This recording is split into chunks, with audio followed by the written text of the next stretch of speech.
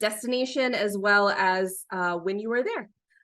Rachel, can I pass it over to you to kick us off?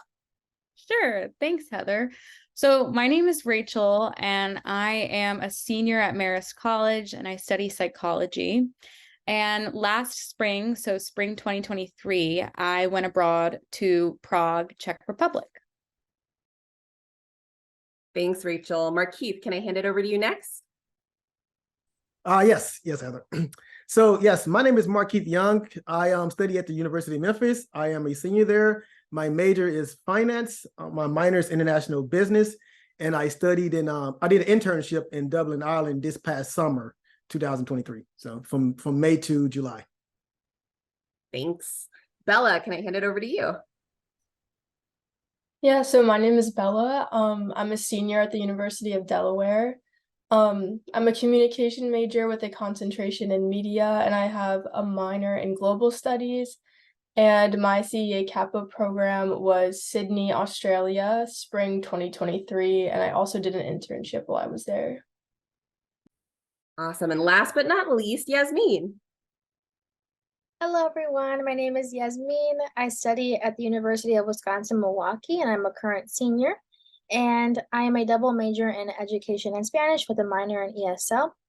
And I studied abroad last fall, so fall of 2022, in Seville, Spain, and then during the winter in London, UK.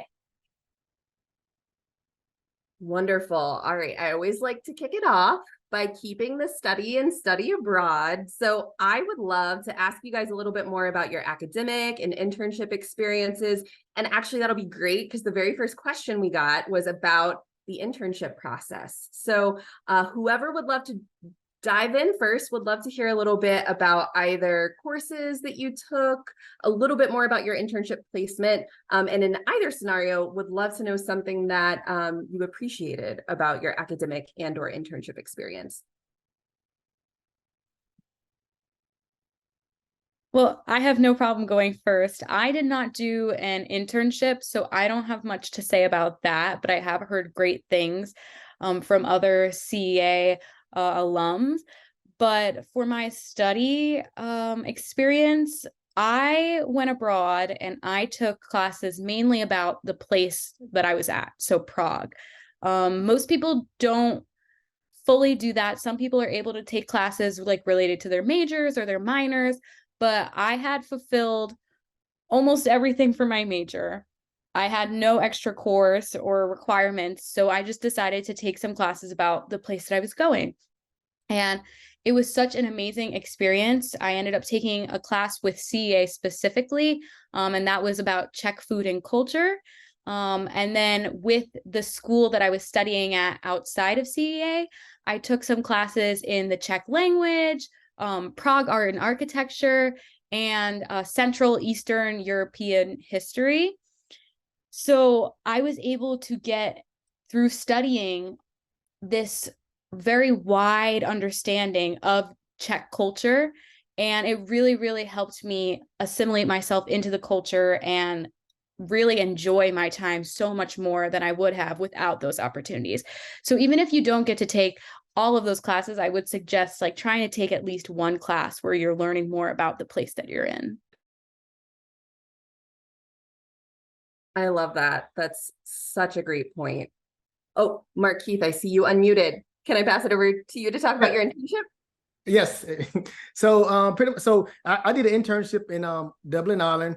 So with the internship process, it was very unique experience. So from the start, the CEA program, they help you, they have a person there on the ground. They help you out. They help you, picking out the opportunities, the different places where you can internship at.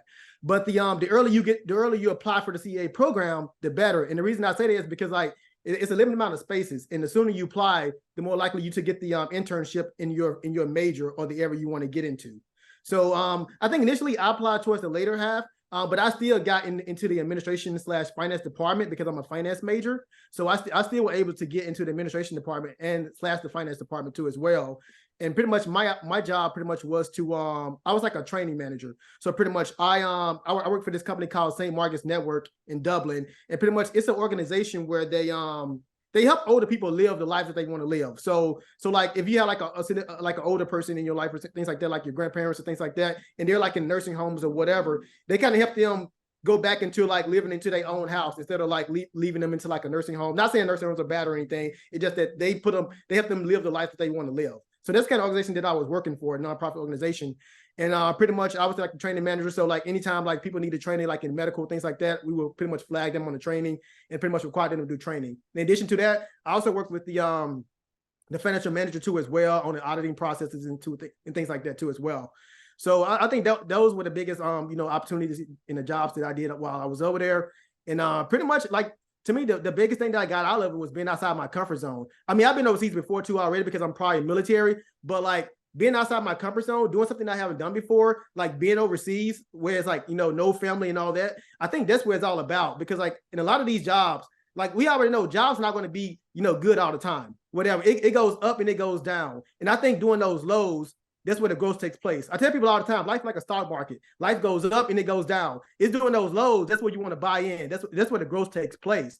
So I tell people all the time, like get outside your comfort zone. Go do it, because like those companies want to see. Companies want to see you outside your comfort zone, because like most people operate inside their comfort zone. Like they'll work in the same city that they grew because like they feel comfortable. Nothing wrong with that, but a lot of times when you get on the job, it's going to be something uncomfortable too as well that you got to get used to. So I think a lot of companies like you said, like see you get outside your comfort zone. So I think that was the biggest thing I got out of it. I love that. Thanks, Markeith. While we're talking about internships, Bella, do you want to chime in a little bit on your placement in Sydney? Yes, I would love to. So I did a marketing internship with a surf school on Bondi Beach, Let's Go Surfing. So some of the things I had to do with that were customer service, so answering phone calls and interacting with the customers daily. I managed daily lessons, board and wetsuit hires. I scheduled lessons with the coaches. I helped out on walking tours of Bondi, went to sales events, started a social media campaign and helped them get some content. And then my personal favorite task was lesson photography. So that was really cool because I got to actually like be out on the beach and taking pictures of people while they were having their lessons. And kind of jumping off of what he said, I think an important part of the internship process is when you submit your cover letter, it's important to kind of add like why you want to intern in your host location. So for example, I had always been very interested in surf culture in Australia, so I wrote that in my cover letter, and I think that's what helped me get placed in such a cool business. I love that. Thanks, Bella. Yasmin, I'd love to hand it over to you because you studied abroad, not just once, but twice. So you have a few different academic experiences to draw from. Can you talk to us a little bit about that? Yes, of course. So I'll start with Spain. I didn't do an internship, but I guess I can speak on more so the courses I took. So I took one at CEA, which was about Spain, food and culture, and also wine. So it was a combination of seeing the gastronomy in the country. And then at the University of Seville, I took classes such as phonetics, history, in terms of, again, like the food and that culture and that aspect of Spain.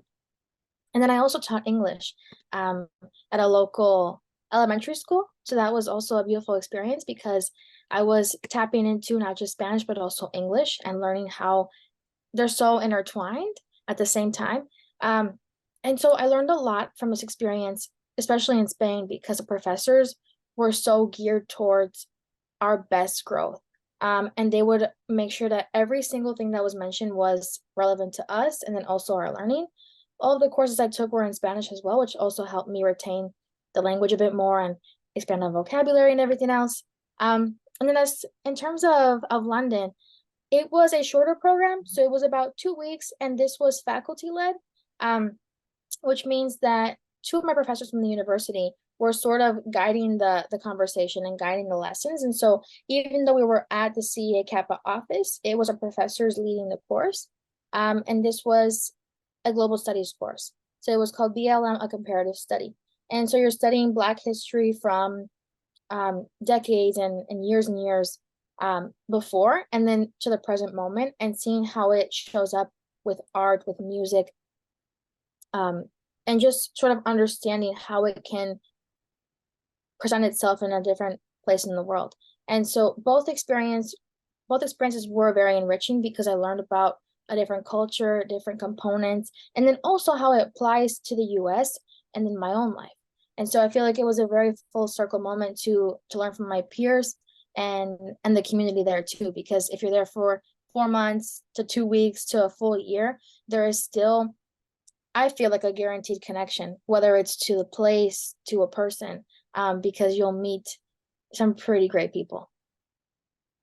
That's wonderful. Staying a little bit on the topic of academics, we have some questions about the registration process, selecting coursework, and I see a specific question that's a little bit logistic that I'm happy to help address. So talking about applying to the program, looking for classes, paying program fees, then choosing classes. So our goal is to always match students up with classes that are the best fit for them. And so we do make classes available for students in terms of what they can choose based on location. And just like in the US, it's entirely possible that a class may not be offered term over term.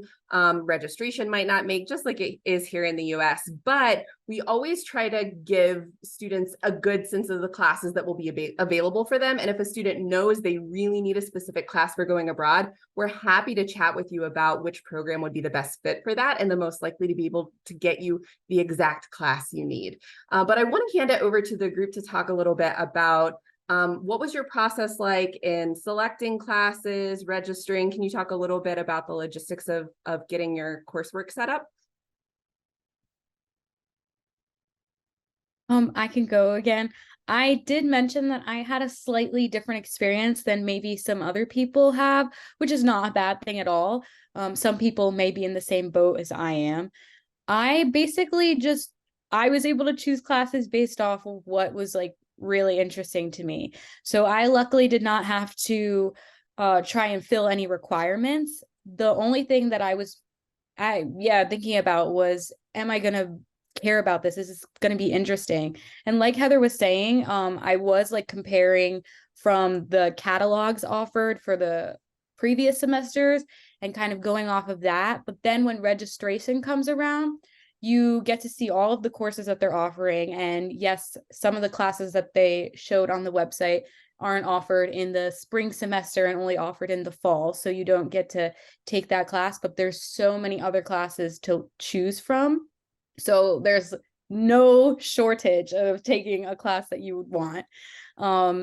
And I was in that process. I don't want to get too specific into Marist because this might vary, but I had to basically choose these classes and then get them approved by my school if I wanted them to transfer for credit.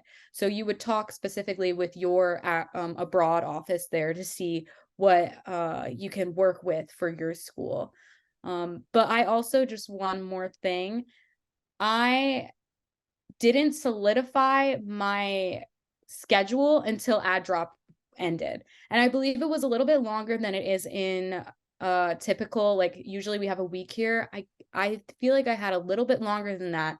And I was messing around with my schedule all until ad drop ended, just to make sure that it was how I needed it to be to have a good experience abroad. So you have a lot of time to work around with what you need and get the classes you want and your schedule set.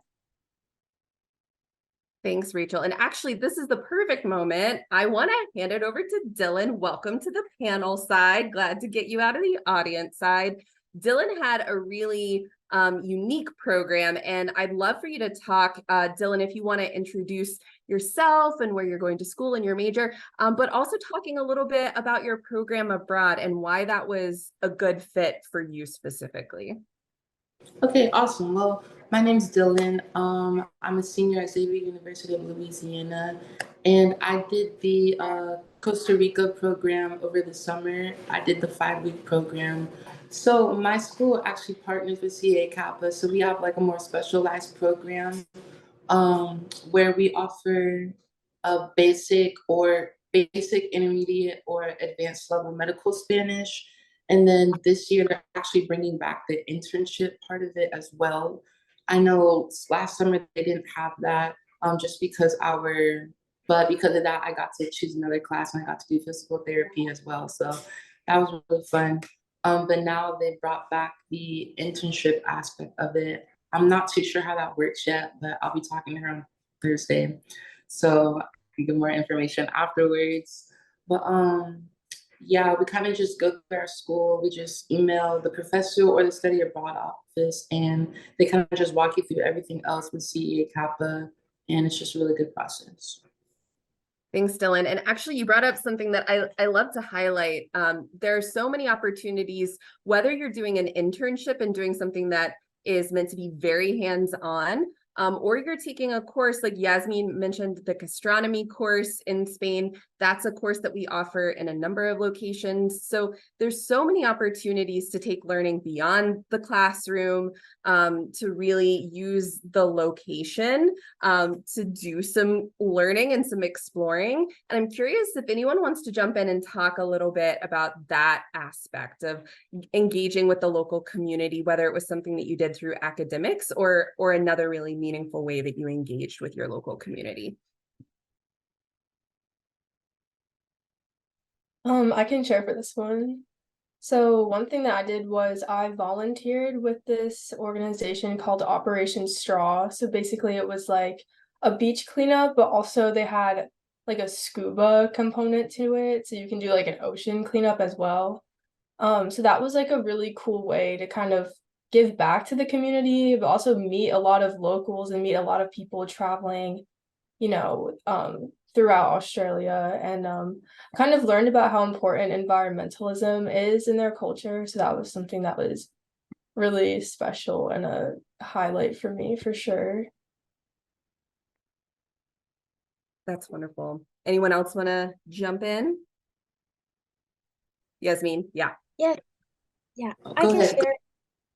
Oh, sorry.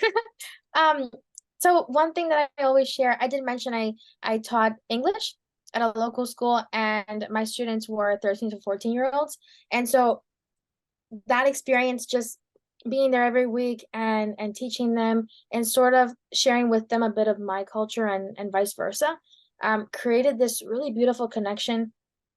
And for me to see how languages can truly unite people, because I was using Spanish to teach English. It was a beautiful sort of connection that I made, and just how powerful this career can be for me. But more than that, it was the students. They changed my experience completely. At the end of the program, it was, time to say goodbye, which is really hard and emotional. And I can just remember all the kids sort of crying and saying like, we should just kidnap her so she can stay. So I share that because having that experience, connecting with them, changes your experience. Because part of study abroad is attending classes, and being attentive in that component. But it's also very important to see what's out there in the community, and really connect with the culture and the language. Because to me, the language and the experience is pretty much 90%, and the 10% is you being there at the university. So I would say it's a balance, but just being super attentive to the community work. I love that. And thanks for sharing more about that, Yasmin. That was what one of our questions was about. I want to pull up some other questions as well. I really love this one. What's one thing you wish you would have known before going abroad?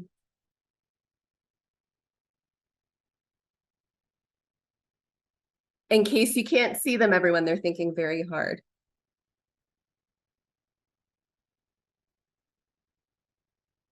All right, while you guys are thinking, I'm going to steal the floor for a minute. I studied abroad a million years ago, but I think one thing that I wish I had known before I went abroad is just to be prepared for it to be different than you imagine. I think we spend a lot of time researching. We have a lot of preconceived notions about what to expect. Some of them may come true, some of them may not. But when I opened myself up to saying yes to things, to asking questions, to being willing to explore new and different things than I came in thinking I was going to do, I had some of the best experiences of my entire time abroad. So did I buy anyone enough time think about the answer to this question? Anyone want to jump in? I Dylan. do. So I didn't speak Spanish before I went to Costa Rica. So something I wish I knew was to like not be so scared of talking to people. I always had like one of my Spanish speaking friends by me. One of the people did speak English, but I only asked them to speak English when it was like just vocabulary completely out of my level. And like talking to like the people around you in your classes, your professors, talking just people like walking on the street or in restaurants, especially restaurants actually, really helps immerse you into the culture. And the more you hear and practice like the language, if they speak another language, of course, the more you get used to it and the more comfortable you will be communicating with them. Couldn't agree more. Love that. I saw some other heads nodding. Can I pass it off to Rachel?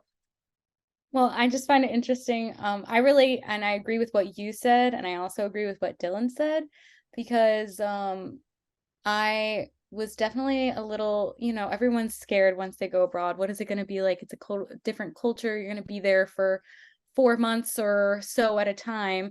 But I think what Dylan said also combines how passionate I feel about the language aspect, which is what Yasmin was saying as well, such that like really allowing yourself to communicate with the people that live in the country you're in.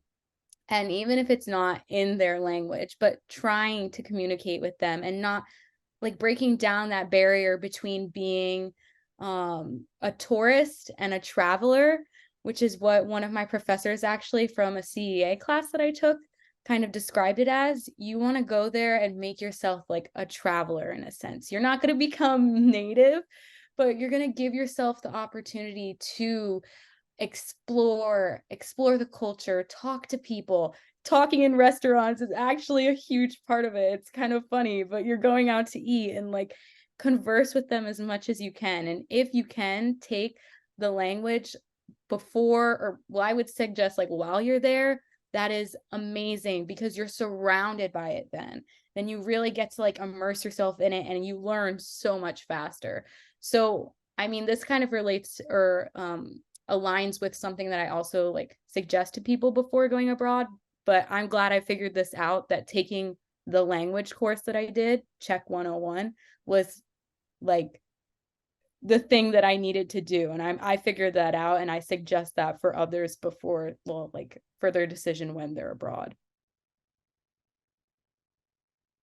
I love that.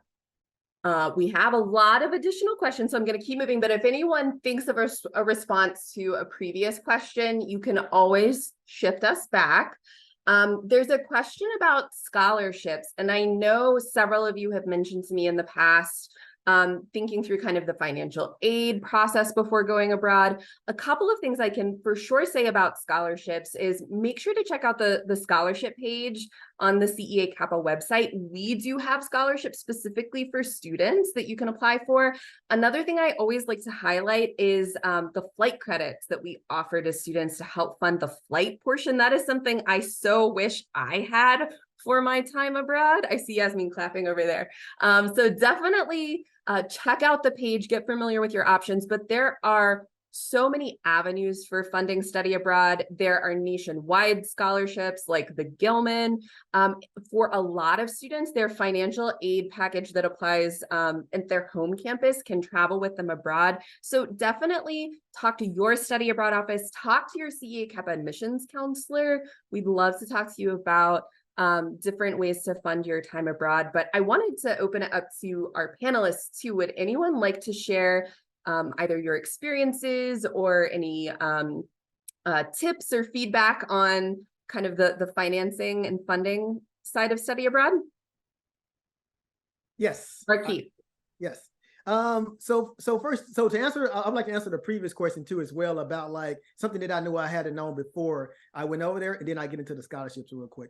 So one of the things that I kind of like wish that I kind of known before that was like some of the courteous things that that they do in Ireland. So pretty much one of the biggest things is tipping. So like over here in the US, tipping is a big thing. Like people are always like, they definitely want to get tipped. If they don't get a tip, they'll be like kind of mad or something like that. They're like, where's my tip? So but over there in Ireland, it's kind of like the opposite. At least where I was at, it's kind of the opposite. So like one time I got a haircut, you know, I gave a person pretty much like a big tip, like a $50, you know, euros. And pretty much they was looking at me like they was kind of like confused, you know, because like they was kind of, because like it kind of can veer off as though like they kind of like, you know, you think they kind of poor or something like that, or they don't have enough money. So it kind of, so you like, hey, I'm trying to help you out. I'm giving you like, you know, a big tip, you know, the money, like if I get in a restaurant or whatever the case may be. But the way you're looking to them is like, hey, I'm not poor, you know, I don't need this. Like, you know, because like they make a little bit higher, you know, than over here, you know, as they do for like all the other jobs.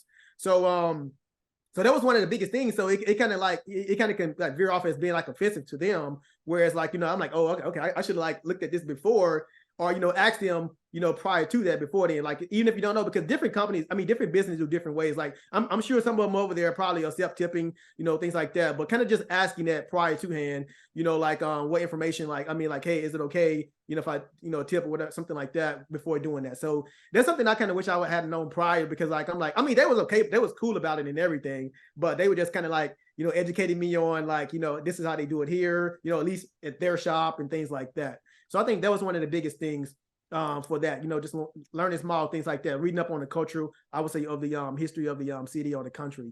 The second thing is for the study abroad, I mean, for the scholarships, because me being prior military. So if you have any veterans out there, any military members out there, first, thank you for your service. And second about that is like they covered my whole bill there, like pretty much like literally my whole thing. I think it's like $7,000 some. They covered the whole thing there. So literally all the scholarships that I got, because I got a study abroad scholarship too as well. And then I had like another scholarship. It was like an additional scholarship. I think I got like 3 or 4 different scholarships. It's some different scholarships out there, like diversity scholarships and all these first generation scholarships.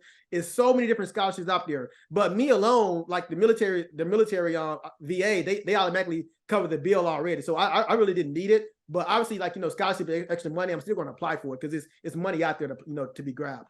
So I would say mine went extremely well. Like I literally made money by going on this internship, like literally like just by going over there in the scholarship money alone.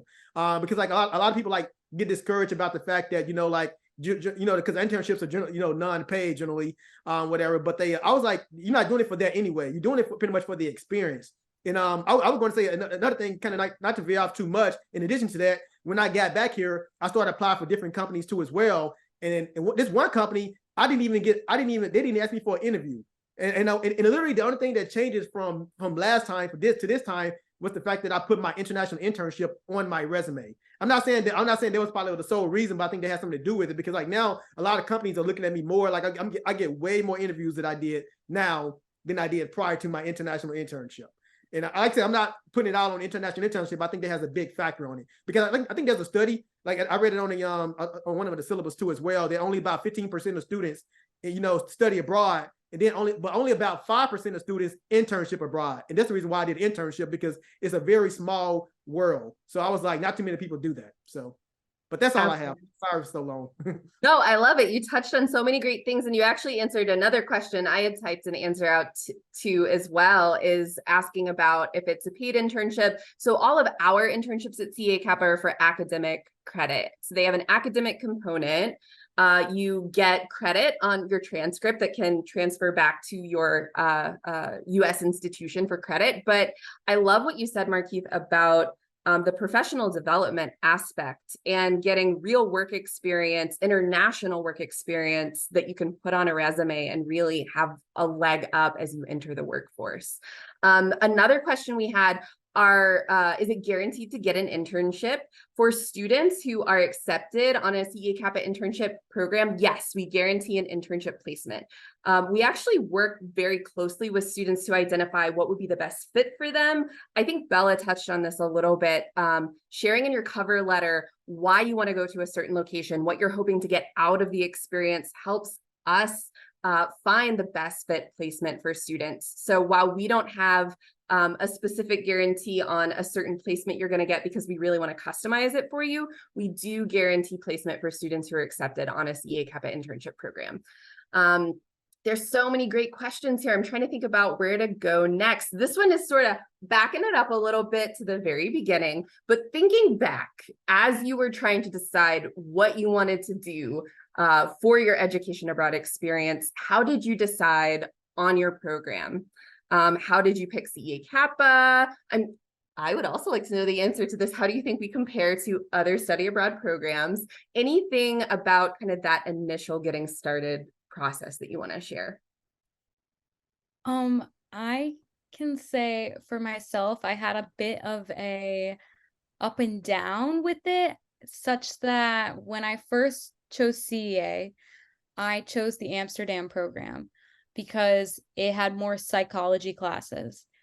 And I don't even exactly remember why I decided to change, but I think I had just looked a little more into the other programs and saw and found Prague and decided that that was going to be better suited for myself. It's a bit of a smaller city in the sense. Like not that Amsterdam is very dense, but I just thought, okay, considering that, Prague might be a better choice. And it was very easy for me to switch, as long as you get like the timing correct. And for unfortunately can't answer the second half of the question about comparing it to other programs because I only looked at CEA. So there might be someone else who has a little more information on that, but I was very satisfied with what I found. So I didn't really look around actually. We love to hear that. I may or may not have seen Dylan say at one point that CEA CAPA is the Beyonce of study abroad. So I don't know, Dylan, if you feel prepared to say more about that, not to put you on the spot. It's okay, yeah. So CA is a lot more, I don't want to say a lot more friendly, but like they're more than what you would expect from a program. They're really generous, and how most people or companies won't hold your hand through the process. They will hold your hand until your process is over from the moment that you say you're interested. And I also want to say, like, now I'm thinking like logistically, they offer a lot more classes. They offer a lot more customization. Has a lot more accommodations, and like, I don't know, it's kind of like you just design your study abroad and then they can just make it come to life for you. That's why I said they're the Beyonce of study abroad, because they really are. They are the best, the best. I love to hear that. And you said something that is very similar to what Rachel said in terms of customizing your experience. I always love to tell people to think about what are your goals for your time abroad, academically or professionally. What are you hoping to get out of it? But also, what are some of your personal goals? Thinking through what you're hoping to get out of it might answer some questions for you. And it might mean that you come in thinking about Amsterdam, but once you start peeling back the layers and digging into what it is you're hoping to accomplish and experience, you might shift. So I always encourage taking some time to explore all of your options, think through what you're most hoping to get out of it. Yasmin, I saw you nodding a lot. Anything you'd like to add to this topic? Yes, I love CA Kappa. I will always talk about the team. I just think it's so special because to have an experience abroad. So I first learned about CA Kappa through my university.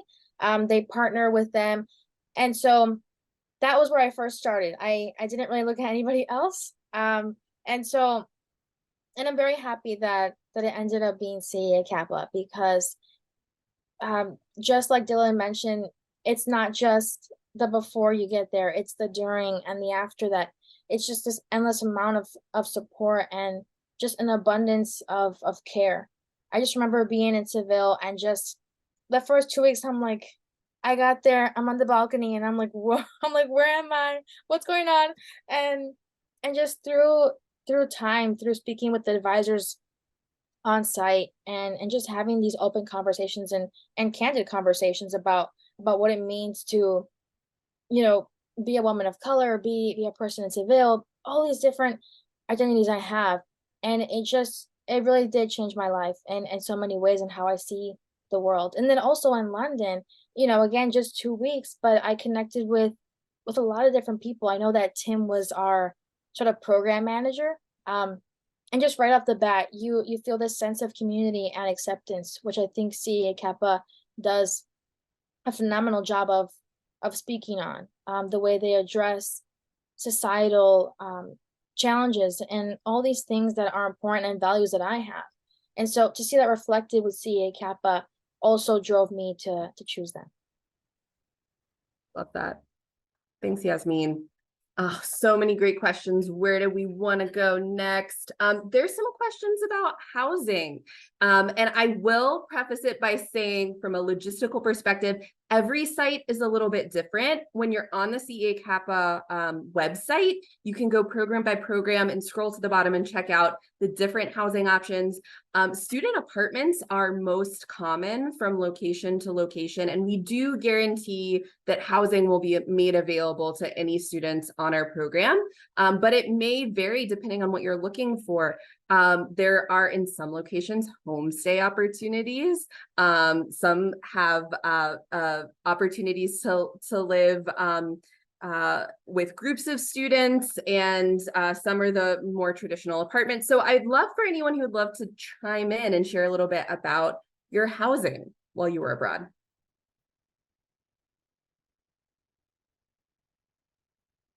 I went abroad, well, with a vision, I should say.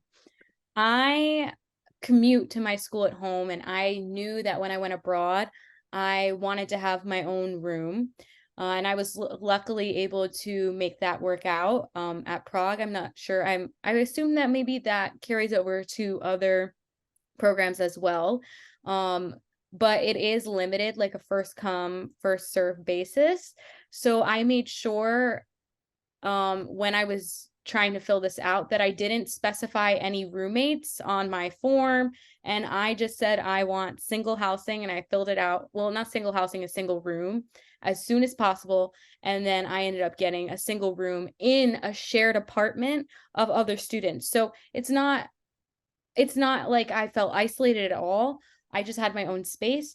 And then I was able to live with other students who were studying abroad with CEA, and still get that community aspect of being surrounded by people who are in a similar situation to you, a new environment, and build the relationships with them as you might if you shared a room with them. So that is an option if you're considering it.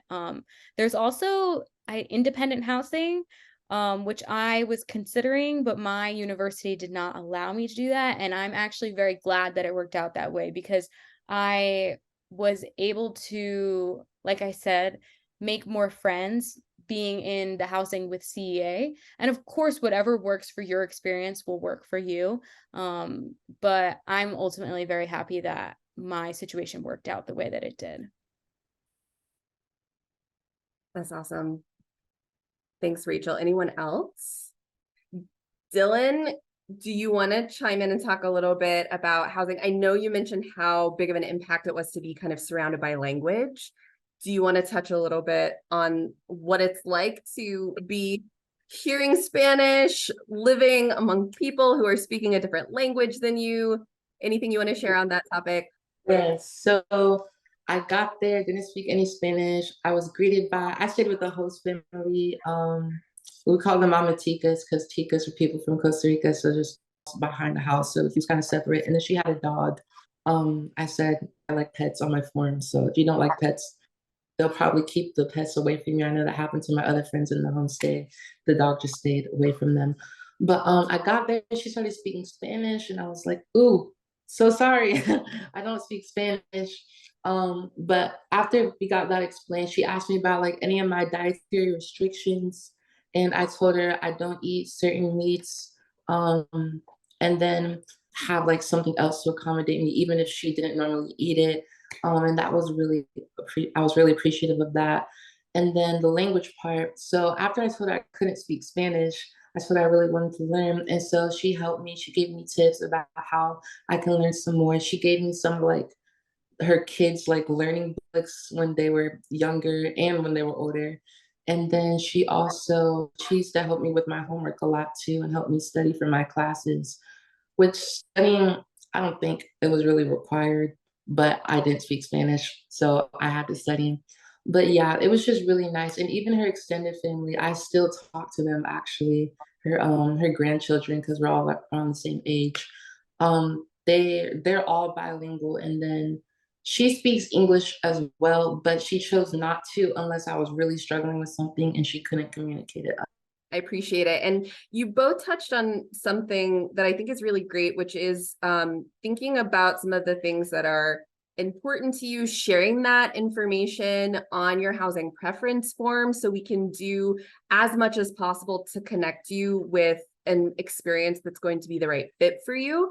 And then also, Dylan, I love what you shared about communicating your needs and also being open to what the experience could be for you. So knowing that there was a real benefit to being able to live with someone who could help with your language learning, and then also being willing to share some of your needs as well that would make the experience as comfortable for you as possible. And I think that touches on something that's so key with study abroad in general, is keeping lines of communication open, sharing the things that are going to help you best navigate the experience, but also really being open to what the opportunity is and everything that it can offer you in return, I think is such an important aspect. Visas, I will say visas are always a delightfully complicated process, which is another great thing that CEA CAPA can help with. So we do have a visa question. And what I would say is it depends on the program in terms of when you need a visa, for how long, how to start the process. So one tip that I can give is absolutely connecting with CEA CAPA to ask your visa questions. Make sure you feel really good and prepared for how to approach that. But does anyone, I know visas are a highly complicated topic, but does anyone want to throw out any other tips other than get started early, give yourself time to accomplish the visa process? Yasmin, I see you shaking your head. Yes, because I know how complicated this can be. It's so, okay, so my first tip is to prepare well in advance. For example, so I needed to leave for Sevilla in September, so that meant spring semester. So in April, I already started to research where I would be able to go in terms of attaining the visa. I'm blanking on the name that it's called. It's like the consulate. Yes, thank you. So yeah. We have the Spain consulate in Chicago, which is like an hour from me. So so CEA CAPA does offer a service to do it through them. So you prepare the information they would ask you for, they'll give you a list, and then they can support you that way. Now, the only reason why I did it independently is because I needed the passport to travel in the summer. So the thing is that when you submit your application, you are also turning in your passport. So keep that in mind as well. But in terms of doing it independently, I would say be prepared, look up which is the correct email. That was a little hiccup for me. I'm looking for the correct email to set up an appointment and making sure you can attend that. And being on time, very important. And just making sure you have all of your different cards. I know CEA CAPA will also send you in the mail important information to prove sort of that you're going to be a student and for how long. If you have any questions, please reach out to me. I'll drop my email in the chat. I have the PDFs and sort of like that step-by-step that I use to attain my visa. Thanks, Yasmin. I really appreciate it. Oh, I just realized we're getting close to the end of time and I still have so many questions for you all. I'm really curious to know, we talked a little bit about what do you wish you knew before you went abroad, but a question I always love to ask is for anyone who's hesitant about going abroad. I know we've been talking about like a lot of the logistics. It can at times feel a little bit overwhelming to get started and to know how to dive in. But what's one thing you would share, one piece of advice you'd give to someone who might be feeling a little hesitant or not sure if they should take the leap and study abroad? As simple as it sounds, I would say take that leap, challenge yourself. Like going off of what Heather was saying, like the whole point of going abroad is hopefully you're going to put yourself in an uncomfortable experience and it'll be comfortable for the most part. It's not uncomfortable to the point where you can't exist in it, but it's just going to challenge you. You're going to have to get used to being in somewhere that you've never been before and learning how to live like a local, hopefully. So that can be very daunting, but the amount of personal, professional, academic growth that you get from making that decision is so invaluable and not comparable to the fears that you might feel beforehand. Everyone is feeling those fears. If that's something that's holding you back, don't let it hold you back. Just push yourself, make that decision, make the jump, because it will be so worth it in the end. I love that, Rachel. Anyone else? Yes. So pretty much going off of what she was saying earlier too as well, and I said this in the beginning too as well, about putting yourself, you kind of want to train yourself to be comfortable, uncomfortable, like what you're saying earlier. And I tell people too as well, another thing I say is adversity. They always say adversity introduces a man or woman to him or herself. So I know when I was over there, one of the biggest things when I was in Dublin, Ireland. So one of the biggest things over there was the transportation. So obviously over here, you know, like pretty much over here when I'm in Memphis, Tennessee, we pretty much, I have a car. So it's a lot easier for the commute and all that stuff, because I just get in my car and just go. You know, but over there, like obviously you gotta wake up a little bit earlier. You know, you gotta see what time the bus coming. But over there in Europe, I know specifically Dublin too, in Ireland, like the transportation are really great. You know, they have like these things called tram, train, and then the bus. They even have Wi-Fi on the bus too as well, which over here in Memphis they don't. So they have like high speed like transportation over there anyway. So over there, so pretty much when I had to go to my it was about an hour commute time, and I had to like take like a train and sometimes like a bus too as well to get to the location. So obviously the first couple of days it was rough figuring everything out, because I had to like bring out a map. Like they had to tell me like, you know, where to go, where, blah, blah, blah. I'm sitting here getting like stressed. I was like, oh my God, whatever. So it was like kind of like super, like kind of like a mess, kind of figuring everything out. I mean, I still got there on time and everything, because I always leave like a couple of hours prior on the first day to make sure, you know, I account for that stuff too as well. Because obviously there's going to be a couple of hiccups on the first couple of days, maybe.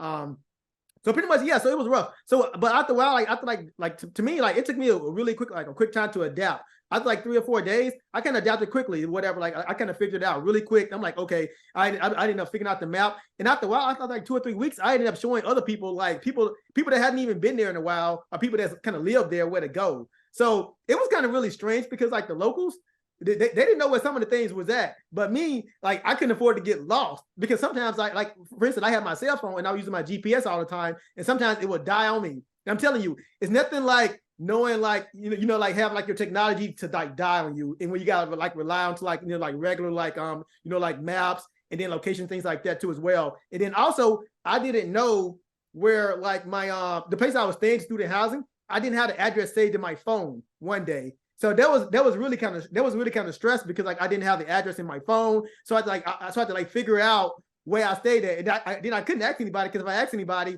they're like, okay, where you stay at? I'm like, I don't know. I don't know. So I had to like figure it out. So I just knew it was somewhere like in the east direction. So I kind of like remember the roads, whatever. They told me to go this way. I kind of like figured it out, and I finally got home. But I tell you, I never forget that direction ever again in my life, because like it was so amazing at the end. Yeah, I mean, sure, during the moment, I was kind of panicking just a little bit, you know, kind of like, because I was like, man, I don't know where to go. I don't know. I forgot how to get home. My GPS died on me. The phone, like, so my phone died and everything. So I'm trying to figure out where to go.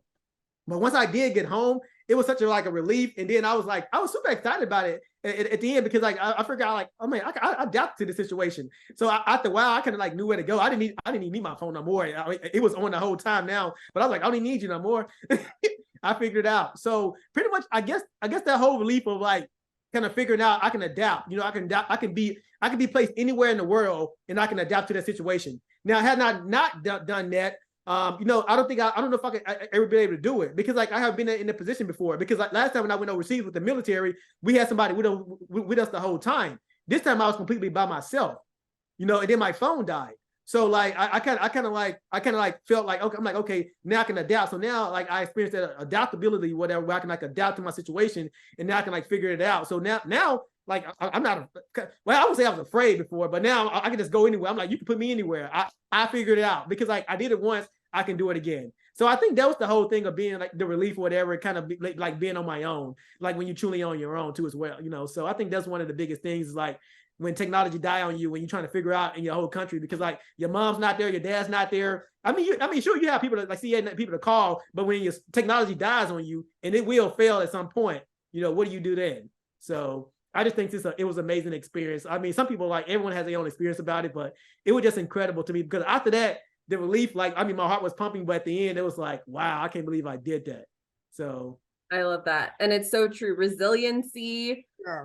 Building a sense of independence, stepping outside your comfort zone. I know all of those things feel cliche, but they are so true about opportunities that study abroad provides.